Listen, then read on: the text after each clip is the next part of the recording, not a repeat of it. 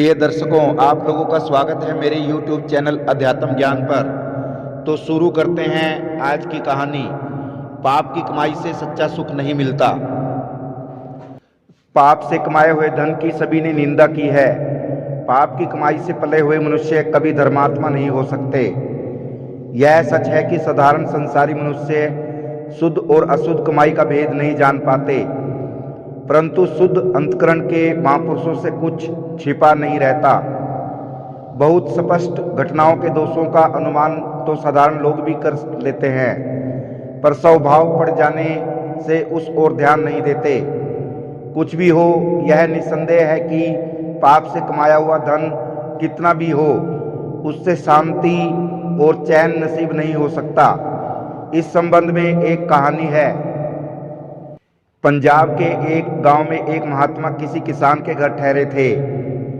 दिन भर तो वे पास ही बहने वाली एक नदी के किनारे भजन करते रहते और शाम को आकर किसान की झोंपड़ी में विश्राम करते।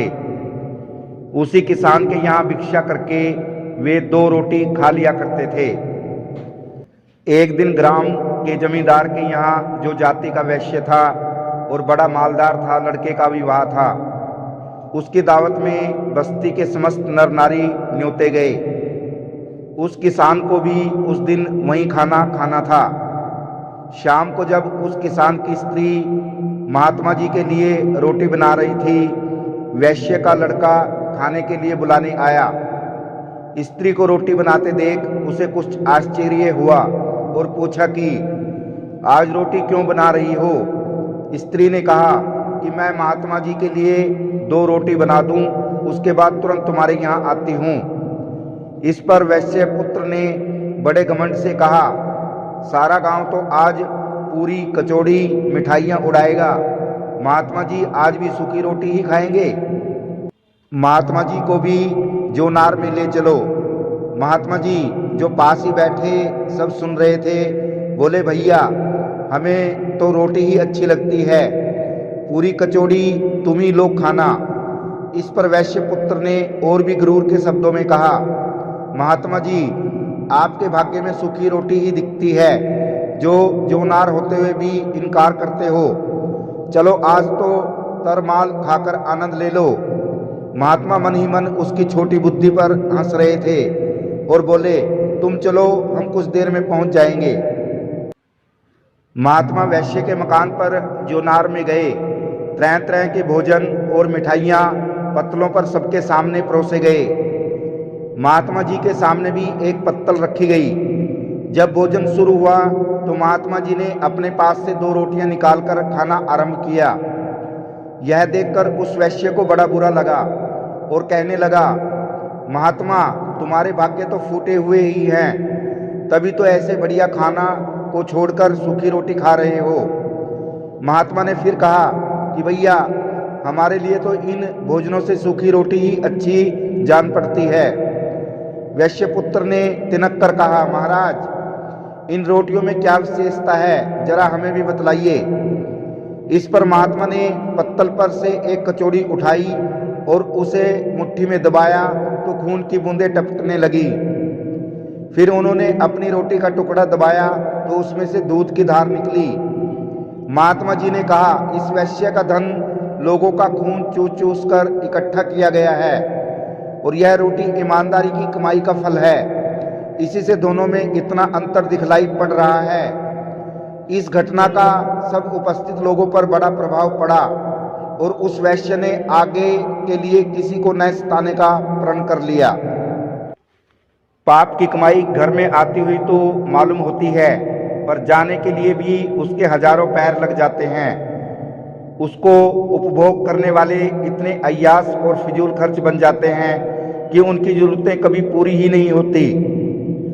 आप कमाते कमाते थक जाते हैं, पर संतान खर्च करते करते नहीं थकती।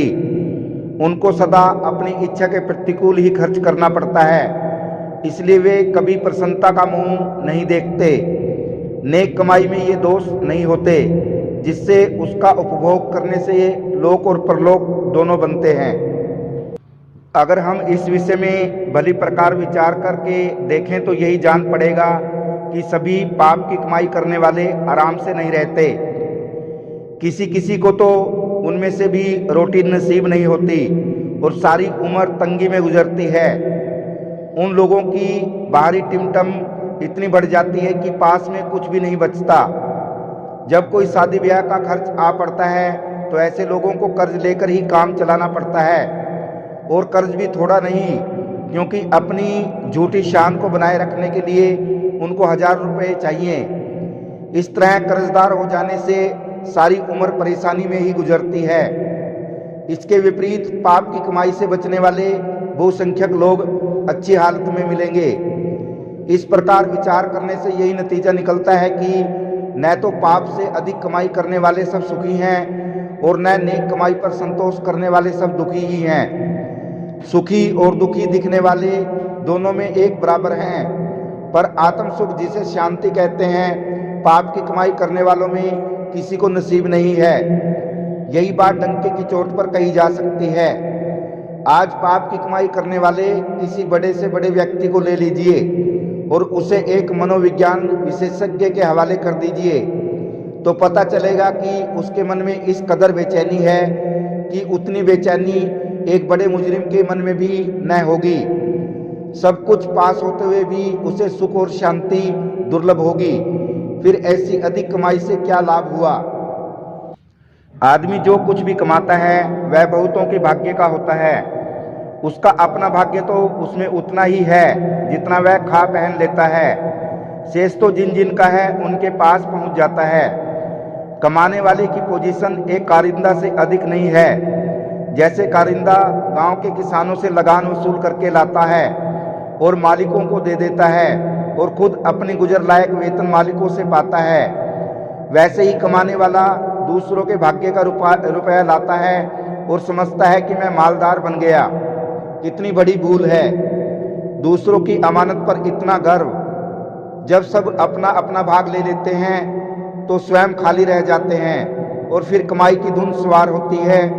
इसी कमाने और बांटने में उम्र समाप्त हो जाती है और हाथ पल्ले कुछ नहीं पड़ता। जीवन में जो धन बांटने से बचता है उसे वैसे ही पछताते हुए छोड़कर जाना पड़ता है, जिससे मरते समय भी बड़ा कष्ट उठाना पड़ता है। जोड़े हुए धन को तो वे लोग जिनका वह भाग्य है आपस में बांट ही लेंगे, परंतु जिसने कमाने में पाप इकट्ठे किए उसे क्या लाभ हुआ।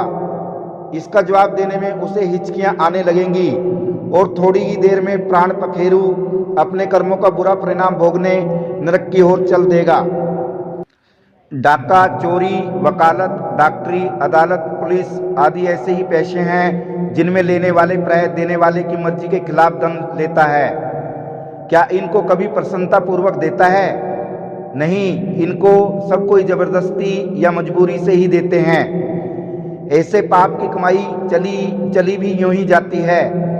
अपनी जिंदगी में ही बहुत दुख उसे देखने को मिल जाते हैं। अगले जन्म में जो बदला मिलेगा उसकी तो कल्पना करना भी दुखदायी है। इसलिए प्रत्येक समझदार आदमी को पाप की कमाई से बचकर धर्म की कमाई पर संतोष करना उचित है। तो प्रिय दर्शकों, कैसी लगी आपको आज की ये कहानी? यदि ये वीडियो आपको पसंद आया हो तो वीडियो को शेयर करना और चैनल को सब्सक्राइब करना। आप सभी दर्शकों का धन्यवाद। जय सिया राम, जय श्री कृष्णा।